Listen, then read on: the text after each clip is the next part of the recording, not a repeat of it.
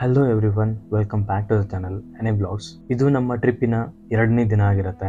ಇವಾಗ ಸಮಯ ಬಂದ್ಬಿಟ್ಟು ಬೆಳಗಿನ ಜಾವ 2:30 ಆಗಿದೆ. ಸೊ ಇವತ್ತು ನಾವು ತಮಿಳ್ನಾಡಿನ ರಾಮೇಶ್ವರಂಲಿದ್ದೀವಿ. ರಾಮೇಶ್ವರಂ ಅಂದರೆ ಮೊದಲಿಗೆ ನೆನಪು ಬರೋದೇ ರಾಮೇಶ್ವರಂ ದೇವಾಲಯ. ಇದನ್ನು ರಾಮನಾಥ ಸ್ವಾಮಿ ದೇವಾಲಯ ಅಂತಲೂ ಕರೀತಾರೆ. ಭಾರತದಲ್ಲಿನ ಪ್ರಮುಖ ದೇವಾಲಯಗಳಲ್ಲಿ ರಾಮೇಶ್ವರಂ ದೇವಾಲಯವು ಒಂದು. ರಾಮೇಶ್ವರಂ ಎಂಬುದು ಶಿವನಿಗೆ ಅರ್ಪಿತವಾದ ದೇವಾಲಯ. ರಾಮೇಶ್ವರಂ ದೇವಾಲಯವು ಭಾರತದ ತಮಿಳುನಾಡಿನ ರಾಮನಾಥಪುರಂ ಜಿಲ್ಲೆಯ ಪಂಬನ್ ದ್ವೀಪದಲ್ಲಿದೆ. ಈ ದೇವಾಲಯ ಬಗ್ಗೆ ಹೇಳಬೇಕಂದ್ರೆ ಭಾರತದ ಚಾರ್ಧಾಮ್ ಅಥವಾ ಭಾರತದ 4 ಪವಿತ್ರ ಕ್ಷೇತ್ರಗಳಲ್ಲಿ ರಾಮೇಶ್ವರಂ ದೇವಾಲಯ ಕೂಡ ಒಂದು.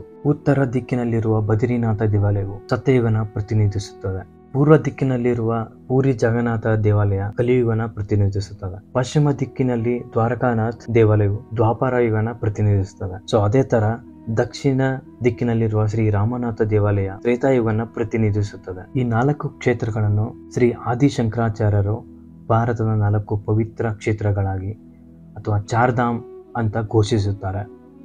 ಪ್ರತಿಯೊಬ್ಬ ಹಿಂದೂ ತನ್ನ ಜೀವಿತ ಅವಧಿಯಲ್ಲಿ ಚಾರ್ಧಾಮ್ಗಳಿಗೆ ಭೇಟಿ ನೀಡಬೇಕೆಂದು ನಂಬಲಾಗಿದೆ. ಇದಷ್ಟೇ ಅಲ್ಲದೆ ರಾಮೇಶ್ವರಂ ದೇವಾಲಯವು ಪರಶಿವನ 12 ಜ್ಯೋತಿರ್ಲಿಂಗದಲ್ಲಿ ಇದು ಕೂಡ ಒಂದು. ಶ್ರೀರಾಮ ಮತ್ತು ಈಶ್ವರನ ಐಕ್ಯತೆಯ ರೂಪವೇ ಈ ರಾಮೇಶ್ವರಂ ದೇವಾಲಯವಾಗಿರುತ್ತದೆ. ಈ ದೇವಾಲಯದ ಪ್ರತಿಯೊಂದು ಅಂಶವೂ ರಾಮಾಯಣದ ಘಟನೆಯನ್ನು ಸೂಚಿಸುತ್ತದೆ. ವಿಷ್ಣುವಿನ 7ನೇ ಅವತಾರವಾದ ಭಗವಾನ್ ಶ್ರೀರಾಮರು ತ್ರೇತಾಯುಗದಲ್ಲಿ ಈ ಸ್ಥಳದಲ್ಲಿಯೇ ಶಿವಲಿಂಗವನ್ನು ಸ್ಥಾಪನೆ ಮಾಡಿದರಂತ ಹೇಳಲಾಗುತ್ತದೆ. ರಾಮಾಯಣದ ಪ್ರಕಾರ ರಾಮನು ಲಂಕೆಯನ್ನು ಮತ್ತು ರಾವಣನನ್ನು ಪತನಗೊಳಿಸಿದ ನಂತರ ಸೀತಾದೇವಿ ಹಾಗೂ ತನ್ನ ಸೈನ್ಯದೊಂದಿಗೆ ರಾಮೇಶ್ವರಕ್ಕೆ ಬರ್ತಾನೆ. ರಾವಣನು ಒಬ್ಬ ಬ್ರಾಹ್ಮಣನು ಆಗಿದ್ದರಿಂದ ಆತನನ್ನು ಕೊಂದು ತಾನು ಪಾಪ ಮಾಡಿದನೆಂಬ ಪಾಪ ಪ್ರಜ್ಞೆಯು ರಾಮನನ್ನು ಕಾಡುತ್ತಿರುತ್ತದೆ. ಋಷಿಮುನಿಗಳ ಸಲಹೆಯಂತೆ ಬ್ರಹ್ಮಹತ್ಯೆ ದೋಷವನ್ನು ನಿವಾರಿಸಿಕೊಳ್ಳಲು ಶಿವಲಿಂಗವನ್ನು ಸ್ಥಾಪಿಸಬೇಕು ಅಂತ ಸಲಹೆ ಕೊಡ್ತಾರೆ. ಆದ್ದರಿಂದ ಶಿವನ ಶಿವಲಿಂಗವನ್ನು ತರಲು ಹನುಮಂತನನ್ನು ಕೈಲಾಸ ಪರ್ವತಕ್ಕೆ ಕಳುಹಿಸುತ್ತಾರೆ.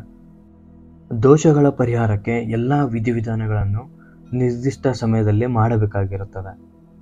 ಆದರೆ ಹನುಮಂತನು ಶಿವಲಿಂಗವನ್ನು ತರುವುದರಲ್ಲಿ ವಿಳಂಬ ಮಾಡಿದನು.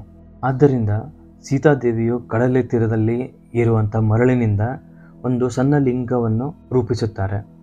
ಅದನ್ನು ರಾಮಲಿಂಗವೆಂದು ಕರೆಯುತ್ತಾರೆ. ಅದಾಗಿ ಸ್ವಲ್ಪ ಸಮಯದ ನಂತರ ಹನುಮಂತ ಒಂದು ಲಿಂಗವನ್ನು ತೆಗೆದುಕೊಂಡು ಬರುತ್ತಾರೆ. ಹನುಮಂತ ತಾನು ಬರುವ ಮೊದಲೇ ಶಿವಲಿಂಗದ ಸ್ಥಾಪನೆ ಆಗಿ ಪೂಜನೆ ಆಗಿದ್ದನ್ನು ನೋಡಿ ಸ್ವಲ್ಪ ಬೇಜಾರಾಗುತ್ತೆ. ಅದನ್ನು ನೋಡಿದ ಶ್ರೀರಾಮರು ಹನುಮಂತನಿಗೆ ಹೇಳ್ತಾರೆ, ಬೇಜಾರಾಗಕ್ಕೆ ಹೋಗ್ಬೇಡ, ನಿನಗೆ ಬೇಕಂತಂದರೆ ನೀನು ತಂದಿರುವ ಶಿವಲಿಂಗದ ಪೂಜೆ ಆಗಬೇಕು ಅಂದರೆ ಸೀತಾಮಾತಾ ಪ್ರತಿಷ್ಠಾಪನೆ ಮಾಡಿರುವ ಶಿವಲಿಂಗವನ್ನು ತೆಗೆದು ನೀನು ತಂದಿರುವ ಶಿವಲಿಂಗವನ್ನು ಸ್ಥಾಪನೆ ಮಾಡುವಂತ ಹೇಳ್ತಾರೆ. ಆಗ ಹನುಮಂತ ತನ್ನ ಶಕ್ತಿಯನ್ನು ಉಪಯೋಗಿಸಿ ಸೀತಾದೇವಿ ಪ್ರತಿಷ್ಠಾಪನೆ ಮಾಡಿರುವಂತಹ ಮರಳಿನಿಂದ ಮಾಡಿದ ಶಿವಲಿಂಗವನ್ನು ಒಂದು ಸ್ವಲ್ಪನೂ ಅಲ್ಲಾಡಿಸಲು ಸಾಧ್ಯವಾಗಲ್ಲ. ಅದನ್ನು ನೋಡಿದ ಶ್ರೀರಾಮರು ಮುಗುಳ್ನಗುತ್ತಾ ಹನುಮಂತನಿಗೆ ಹೇಳ್ತಾರೆ, ಹನುಮಂತ, ನೀನು ಕೈಲಾಸದಿಂದ ತಂದಂತಹ ವಿಶ್ವಲಿಂಗವನ್ನು ಆ ರಾಮಲಿಂಗಂ ಪಕ್ಕದಲ್ಲಿ ಪ್ರತಿಷ್ಠಾಪನೆ ಮಾಡುವಂತ. ಅದೇ ಥರ ಹನುಮಾನ ತಾನು ತಂದಂತಹ ಶಿವಲಿಂಗವನ್ನು ರಾಮ ಸ್ಥಾಪನೆ ಮಾಡಿದಂತಹ ಲಿಂಗದ ಪಕ್ಕದಲ್ಲಿಟ್ಟು ಪೂಜೆ ಮಾಡ್ತಾರೆ. ಇವಾಗ ನೋಡುತ್ತಿರುವ ಈ ಸ್ಥಳದ ಹೆಸರು ಅಗ್ನಿತೀರ್ಥ ಅಂತ.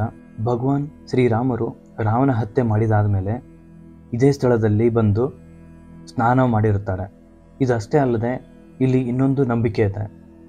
ಭಗವಾನ್ ಶ್ರೀರಾಮರು ಅಯೋಧ್ಯ ವಾಪಸ್ ಹೋಗೋಕ್ಕಿಂತ ಮುಂಚೆ ಸೀತಾಮಾತಾಗೆ ತಮ್ಮ ಪವಿತ್ರತೆಯನ್ನು ಸಾಬೀತುಪಡಿಸಲು ಅಗ್ನಿ ಪರೀಕ್ಷೆ ಕೊಡೋಕ್ಕೆ ಹೇಳ್ತಾರೆ. ಮಾತಾ ಸೀತಾದೇವಿ ಅಗ್ನಿಯಲ್ಲಿ ತಮ್ಮ ಪವಿತ್ರತೆಯನ್ನು ಸಾಬೀತುಪಡಿಸ್ತಾರೆ. ಅದಾದ ನಂತರ ಅಗ್ನಿದೇವ ತಮಗೆ ಪಾಪ ಪೀಡೆ ಕಾಡೋಕ್ಕೆ ಶುರು ಆಗುತ್ತೆ. ಏಕೆಂದರೆ ತಾನು ಮಾತಾ ಸೀತಾದೇವಿಯನ್ನು ಮುಟ್ಟಿ ಅಗ್ನಿ ಪರೀಕ್ಷೆ ತೆಗೆದುಕೊಂಡೆ ಅಂತ ಮಹಾಪಾಪ ಕಾಡತೊಡಗುತ್ತೆ. ಇದರ ಸಲುವಾಗಿ ಅಗ್ನಿದೇವ ಈ ಸ್ಥಳದಲ್ಲಿ ಸ್ನಾನ ಮಾಡಿ ತಮ್ಮ ಪಾಪವನ್ನು ಪರಿಹಾರ ಮಾಡಿಕೊಳ್ಳುತ್ತಾರೆ. ಅದರ ಸಲುವಾಗಿ ಈ ಸ್ಥಳವನ್ನು ಅಗ್ನಿತೀರ್ಥ ಅಂತಲೂ ಕರೀತಾರೆ.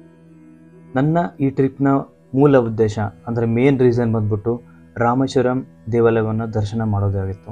ಲಾಸ್ಟ್ ವಿಡಿಯೋಲಿ ನೋಡಿರಬಹುದು, ನಾನು ಬೆಂಗಳೂರಿಂದ ರಾಮೇಶ್ವರಂ ಬಂದಿರ್ತೀನಿ. ನಿನ್ನೆ ರಾತ್ರಿ ಮಲಗ್ತಾ ಟೈಮ್ ಬಂದು 11:30 ಆಗಿತ್ತು. ಮತ್ತೆ ಬೆಳಿಗ್ಗೆ 1:30ಕ್ಕೆ ಎದ್ದು ಸ್ನಾನ ಮುಗಿಸಿ ದರ್ಶನಕ್ಕೆ ಹೋಗ್ತಾ ಇದ್ವಿ. ನಾನು ಇರೋ ಹೋಟೆಲಿಂದ ದೇವಸ್ಥಾನ ತುಂಬ ಹತ್ತಿರದಲ್ಲಿದೆ. ಭಾರತದ 12 ಜ್ಯೋತಿರ್ಲಿಂಗ ಪೈಕಿ ಇದು ನನ್ನ ಜೀವನದ 3ನೇ ಜ್ಯೋತಿರ್ಲಿಂಗ ಆಗಿರುತ್ತೆ ಮತ್ತು 1ನೇಯ ಚಾರ್ಧಾಮ್ ಸ್ಥಳ ಆಗಿರುತ್ತೆ. ಇಷ್ಟೊಂದು ಪ್ರಸಿದ್ಧ ಮತ್ತು ಪವಿತ್ರ ಆದಂತಹ ದೇವಾಲಯ ದರ್ಶನ ಮಾಡೋಕ್ಕೆ ತುಂಬಾ ಎಕ್ಸೈಟ್ಮೆಂಟ್ ಆಗಿದೆ. ಮತ್ತು ಇನ್ನೊಂದು ಏನಂದರೆ, ದೇವಾಲಯ ಒಳಗಡೆ ಮೊಬೈಲ್ ಫೋನ್ ಅಲೌ ಇರಲ್ಲ. ರಾಮೇಶ್ವರಂ ಗರ್ಭಗುಡಿಯಲ್ಲಿ 2 ಲಿಂಗಗಳಿದೆ. ಒಂದು ರಾಮಲಿಂಗಂ ಮತ್ತು ಇನ್ನೊಂದು ವಿಶ್ವಲಿಂಗಂ. ಹನುಮಂತ ತಾವು ಸ್ಥಾಪನೆ ಮಾಡಿದಂಥ ವಿಶ್ವಲಿಂಗ ದರ್ಶನವನ್ನು ಮಾಡಬೇಕಂದ್ರೆ ಬೆಳಗಿನ ಜಾವ 3 ಗಂಟೆಯಿಂದ 4 ಗಂಟೆವರೆಗೂ ಮಾತ್ರ ನೋಡ್ಬೋದು. ಕಾರಣ ಏನು ಅಂದರೆ, ಅದು ಬೆಳಕಿನ ಸಮಯದಲ್ಲಿ ಕಾಣಿಸೋದಿಲ್ಲ.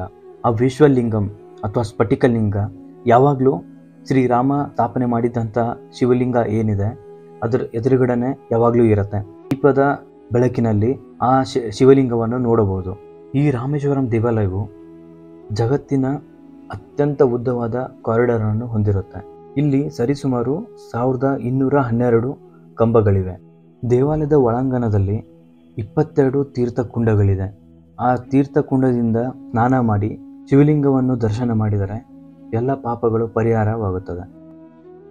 ಐ ಹೋಪ್ ನಿಮಗೆ ಈ ಇನ್ಫಾರ್ಮೇಟಿವ್ ವಿಡಿಯೋ ಇಷ್ಟ ಆಯಿತು ಅಂತ. If you like the content, you know the drill. Please like, share, comment, and thank you for watching. See you next video. Bye bye.